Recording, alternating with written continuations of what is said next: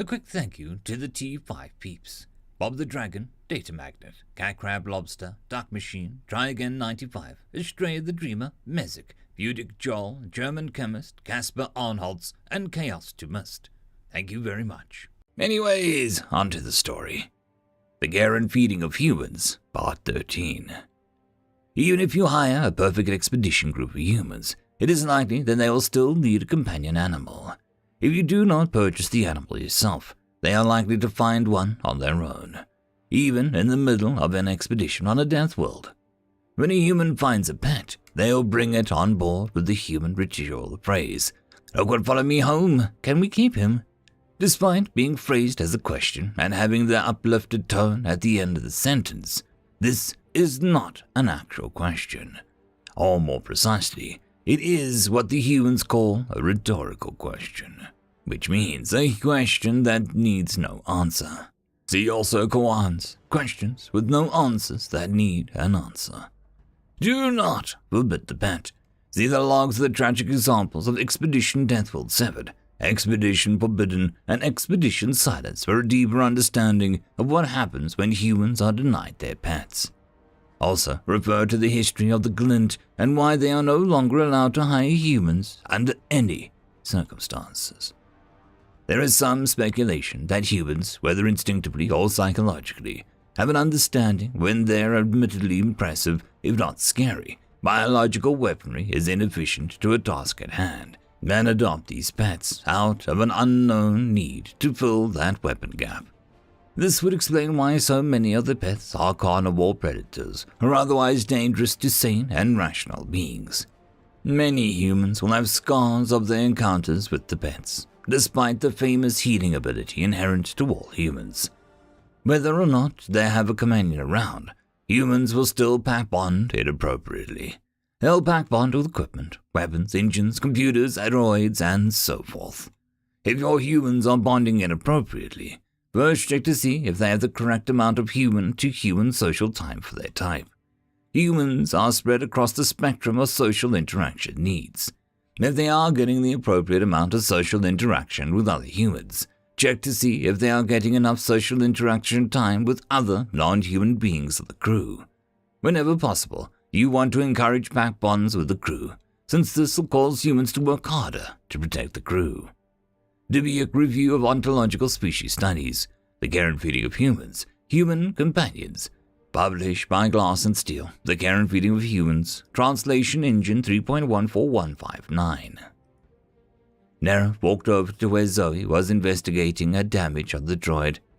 Alan scanned the creature and is determined that it was female, carnivorous and hungry. He also has a name for it. Zoe looked up at Neref. By named it, I don't suppose you mean he's giving it a biological classification name like Xenophilictus Xeno, am I right? Neref smiled. You are correct. He has decided the name Dino. Dino? What the? Zoe glanced over at everyone else who was gathered around the kitten and making noises. Did he say why he named it Dino? I believe it had to do with the old TV show. There were some dinosaurs? Neref wasn't sure. Zoe turned back to the droid. The Flintstones had a dinosaur named Dino. Have you found out what happened to the droid yet? Neref asked. Nothing good, that's for sure. Look at this. Zoe used her right arm and flipped the droid over, so it went upside down. See how the metal was ripped, here, and here. Are those from teeth? Neref asked. Teeth, claws, talons. Not good.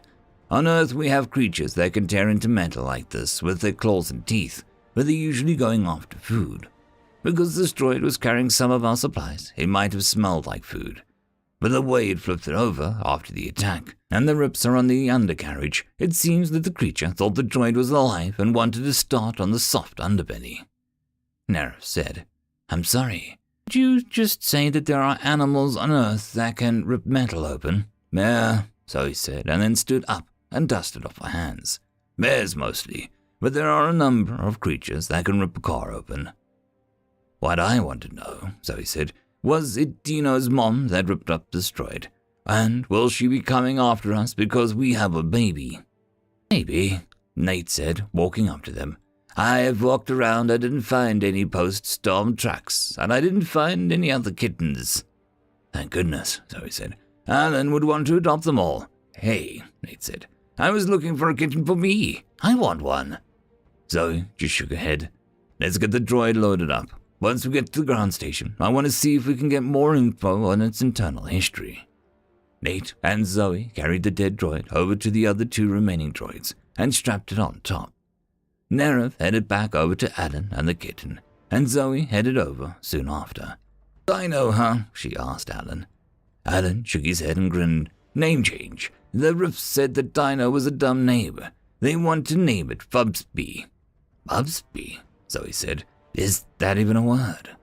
It means just what it sounds like. Look at the little Fubsby. Who's a little Fubsby? You're a little Busby. Alan replied, rubbing his head against the kitten. Ow, ow, ow, ow. Her claws are stuck. Ow! Alan said. Nerev took a step back. She knew this was a predator. But some part of her had believed that it wouldn't try and kill people until it was older. It's attacking Alan, Nerev said, worried and wondering why no one else seemed concerned. No, it's not, Zoe said, and picked up the kitten, expertly detangling the claws from Alan's head. She's just playing. Playing? Nerev couldn't believe her ears. Alan is bleeding. Look at his head. Zoe glanced at Alan and smiled. Go disinfect yourself. Zoe held Fubsby in her left arm, not seeming to notice the kitten squirming around and trying to chew on her thumb. Dareth, have you been able to determine what this little fuzzball eats? Dareth nodded. We scanned her, and we are giving her Carnival Formula 1. Zoe nodded and then glanced at Dareth. You just happen to have infant Carnival Formula 1 in stock. Dareth coughed a little nervously. Well, the book said that humans were prone to adopt predators, so he shrugged with one shoulder, feathers flat. I figured it wouldn't hurt to bring a selection of formulas. Besides, I use a lot of them as stock in my soups and gravies. Okay, so he said. I'm not sure what it says about humans, but your food is delicious, so I won't complain. Anyway, I think she's still hungry. More hungry again. Alan, come take your problem child and feed her. Alan came over, disinfected goo stuck to his hair and a couple of dots at his face. There was a little struggle when it turned out that Busby didn't want to let go of Zoe. Zoe looked up at Nerev, who made a noise during the extraction and said, What's up? I find the hissing to be very disturbing for some reason, Nerev admitted. It just means that she doesn't want to leave Mommy Zoe, do you, little Pubsby? Alan was theoretically talking to Nerev, but he was looking at the kitten, Pubsby. Nerev corrected herself and talking in a tone of voice that didn't make any sense to Nerev. Why is he talking like that? She asked Zoe. Sadly, humans do that tone of voice to anything that seems young, helpless, and possibly cute. Our own young and the young of most other species, sapient or not, Zoe sighed. Helpless? She drew blood, Nerev pointed out. Zoe shrugged. Not very much, and it wasn't like she was trying to hurt him. But are you trying to say is that if she wanted to hurt him, she would have drawn more blood? Nerev asked. She knew what the book said about humans and pets. She had memorized that part. She just couldn't help thinking that the kitten was a very bad idea. No, she's too little, Zoe said. And, when it gets bigger? Nerev asked. Well, that's always going to happen, Zoe said. There's nothing we can do to stop it. Besides, what other options do we have? She's going to die out there with her mother. If we find her mother, we will give Fubsby back. If we don't find her mother, Zoe shrugged. Until her mother shows up, though, we need to start moving. There's a possibility that we can make the ground station before dark tonight. Even though it hadn't ended well last night, they still had to send one of their droids out as a scout. Alan hooked up a couple additional cameras on the new scout droid. If something attacked this time, they'd be able to see what it was. They headed out into the same formation that they'd used the day before. Nerev was close enough to Alan to notice that the kitten must have finally gotten enough to eat, because she was sleeping in a sling that Alan had rigged up around his chest. Asleep, and not making that disturbing hissing noise. Nerev could admit that Fubsby was cute, but, Alan, when you found Fubsby, wasn't she a solid sandy color? Nerev asked. Alan looked down at the little sand and black striped fur ball that he was carrying. Yeah, she was. He paused for a minute and said, Huh! That's weird. Kittens don't normally change their fur pattern in such a short time. Other than that comment, he didn't seem concerned. For the first time, Nero felt some kinship with other beings that had felt frustrated with humans. End of chapter. And that, my friends, concludes this video. I hope that you enjoyed